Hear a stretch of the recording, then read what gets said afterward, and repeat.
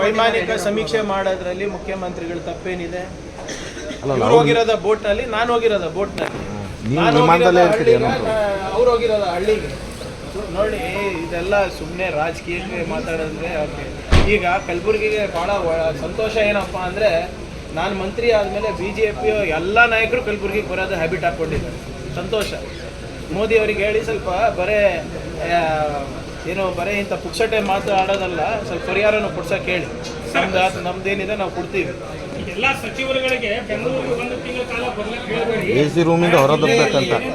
ಸಮೀಕ್ಷೆ ಇದೆ, ಪ್ರವಾಹ ಪೀಡಿತರಾಗಿ ಆ ಸ್ಥಳಕ್ಕೆ ಹೋಗಿ ಅವ್ರದ್ದು ಎಷ್ಟು ಬಂತು? ಅವರಿಗೆ ಅವ್ರದ್ದು ಸೀಟ್ ಎಷ್ಟು ಬಂತು? BJP ಅವರಿಗೆ 100 ದಾಟಿಲ್ಲ. ಅವ್ರು ನಮ್ಗೆ ಹೇಳ್ಕೊಡ್ತಾ ಇದ್ದಾರೆ ಆಡಳಿತ ಮಾಡೋದು. ನಾವೇನು BJPಗೆ ಅಟೆಂಡೆನ್ಸ್ ಹಾಕ್ಬೇಕಾಗಿರೋದು? ನಾವು ಹಾಕ್ಬೇಕಾಗಿರೋದು ನಾವು ಅಟೆಂಡೆನ್ಸ್ ಹಾಕ್ಬೇಕಾಗಿರೋದು ಜನರ ಮಧ್ಯದಲ್ಲಿ. ಎಲ್ಲ ಶಾಸಕರು ಇದ್ದಾರೆ, ಎಲ್ಲ ಮಂತ್ರಿಗಳು ಇದ್ದಾರೆ. ಇವರು ವಿರೋಧ ಪಕ್ಷದಲ್ಲಿ ಇದ್ದವರು ಜವಾಬ್ದಾರಿಯಾಗಿ ಮಾತಾಡಬೇಕು.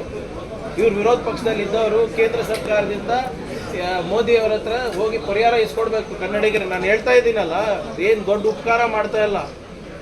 ನಾವೇನು ದುಡ್ದಿದ್ದೀವಿ ಅದ್ರ ಕೂಲಿ ಕೇಳ್ತಾ ಇದ್ದೀವಿ ಕೇಂದ್ರ ಸರ್ಕಾರ ಹತ್ರ. ನಾವೇನು ಬೆವರು ಸುರಿಸಿದ್ದೀವಿ ಅದ್ರ ಕೂಲಿ ಕೇಳ್ತಾ ಇದ್ದೀವಿ. ಇವ್ರ ಹತ್ರ ಏನು ಉಪಕಾರ ತೊಗೊಳೋದಿಲ್ಲ ನಮಗೆ. Thank you.